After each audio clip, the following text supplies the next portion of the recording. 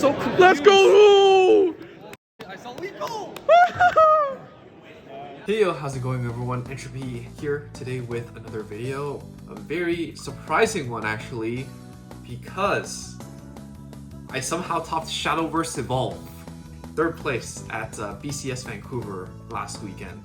That's crazy. So I would love to go through the deck or the plays as much detail as I could in Vanguard, but just to be honest, I really can't.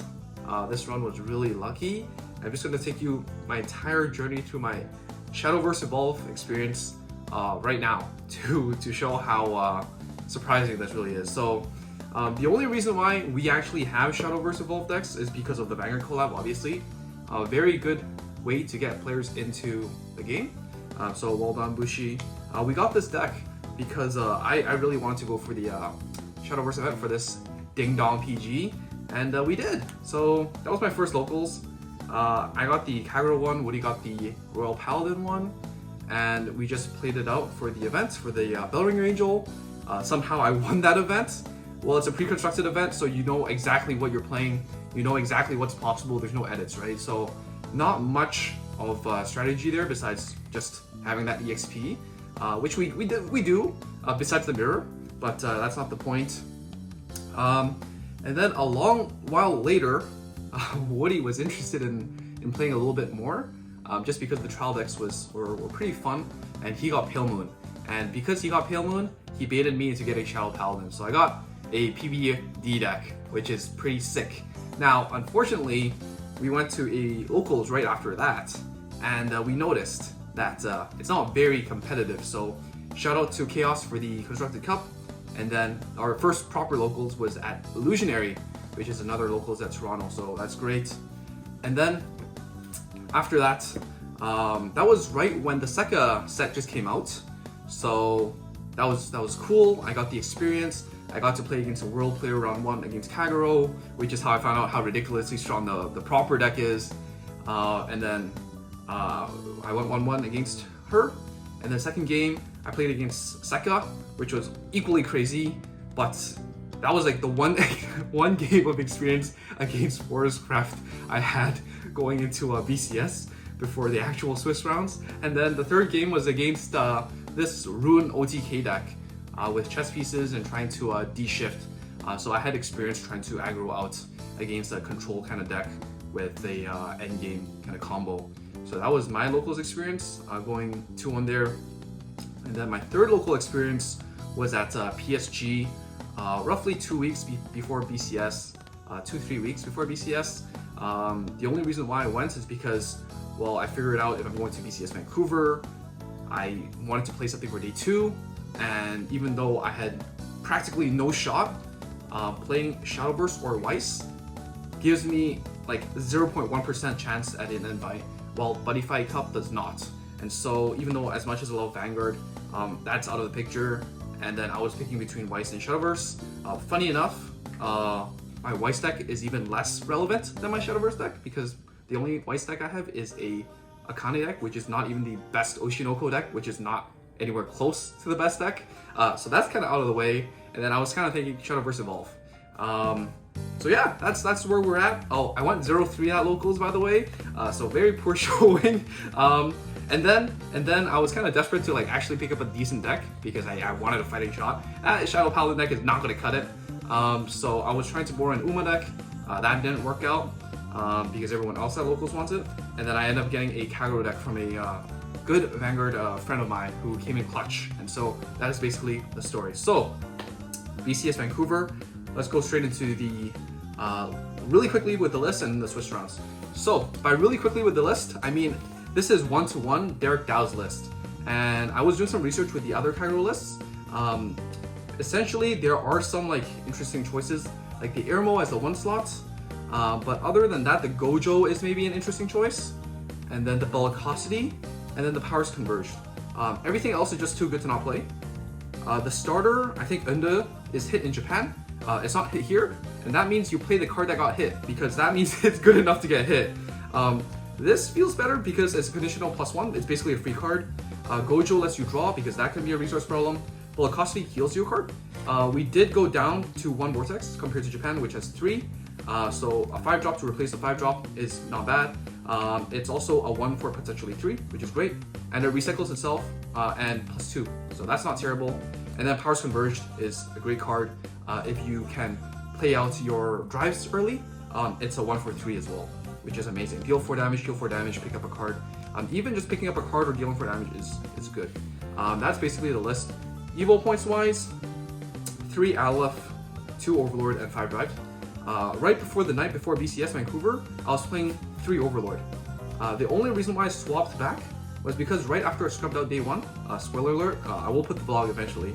Right after I scrubbed out day 1 for Vanguard, I got the chance to sit down with some Shadowverse players and play some games. Most notably 2G, also from Toronto locals, which is I really appreciate the practice because that was I had 3 games against Uma that day and I lost all 3. Not because I played 3 Overlord and 4 drive points, but what I realized was that the drive points were just so important. Going second is so important in the meta.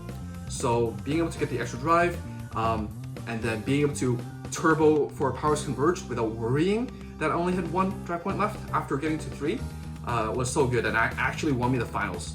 So that was right. That was right.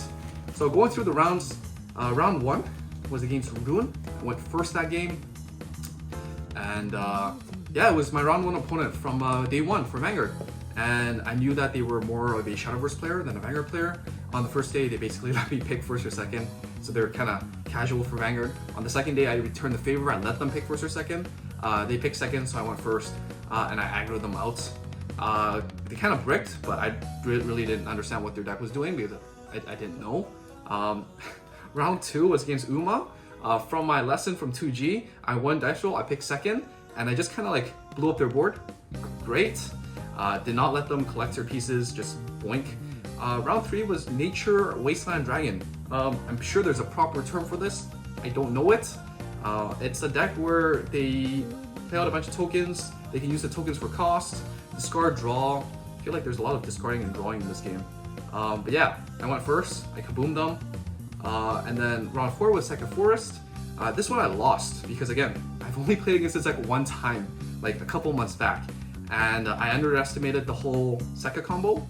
I did the usual board clearance stuff, but just wasn't enough to deal with the Sekka with the big power and the whole kind of storm kind of deal. But then after that game, I lost. I played another game with them and asked them genuinely, like, yo, what is the play? Like, if I win dice roll, do I pick first or second?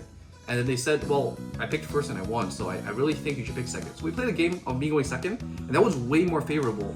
And so I kept that in mind. Round 5 against Stephen Lee himself, going Uma. I won the dice roll, I picked second, I kaboomed them. And then round 6 was Second Forest, I won dice roll, I went first, I kaboomed them. And then round 7, Second Forest, I won dice roll, I went first, I kaboomed them. So, moral of the story, I think it was great to have the prep work beforehand. It was really important to ask people for advice because I just wasn't prepared enough. But people were nice enough, especially the round 4 opponent. Tim was nice enough to really give me that suggestion, and that proved value because I won basically 2 games because of that suggestion. So I really appreciate it. And then moving into Top Cut, top 8 match, we played against an Agro Uma again. I feel like this is a very repetitive kind of statement. I won second, I won dice roll, so I won second, and I won that game. It was very close. The player was a really kind person, and yeah, after that game I was just asking for advice. Top 4 match, it was against Agro Uma again. I went first because I lost dice roll, and I lost that game. That person was also really nice. And then the final 3rd place match, the match for 3rd place, was against Haven Uma. And I'm like, dang, because, well, during Swiss, if I don't know the matchup, I'm like, it's Swiss, I didn't expect to top, right? So I don't really care, let's just play it out. This is like a game for the invite, and I was like stressing out. So immediately, I was walking out, you know, taking a little break, and I started asking the person, like, yo, what does Haven Uma do? I don't know, I can't really tell you. Okay. And then I was asking for help from my good friend Raven, who was just about to leave. And he was like looking up the deck list. He's like, no, this, that, which is really helpful. I just don't remember exactly what he said. It was a lot of information. And then Woody was around. He's like, yo, I'll ask around too. And then we got Patrick to ask, because Patrick is a local from Ontario as well, and he actually plays Haven, so that was very valuable. David as well. So there was a lot of people that came around and really helped me out. And then because of the advice, I actually won this roll, and I picked second, and I won the game with 1 HP remaining. It was a very, very close game, but all the help mattered. So that was basically it. I think overall, my only reflection here is I think the game is actually pretty fun, not just because I won, but because I had a good time. Most of the people were pretty friendly and not very sharky. Most of the people, and then yeah, I don't think I would have succeeded even if I made top cut, 5 years ago in the same spot, because, well, first of all, most of the expensive cards, like the end, I actually can't find locally. I had to borrow this from a friend. So if I didn't meet these people that lent me cards, if I didn't meet these people that gave me this last minute advice, if I didn't know these people that gave me the practice that I needed, I wouldn't be here. So overall, thank you for watching. Thank you all for being there and supporting me. I really appreciate it, and I hope I can give back to the Shadowverse Evolve community someday. And in any case, I'm very excited to go to Worlds, and I will see you there.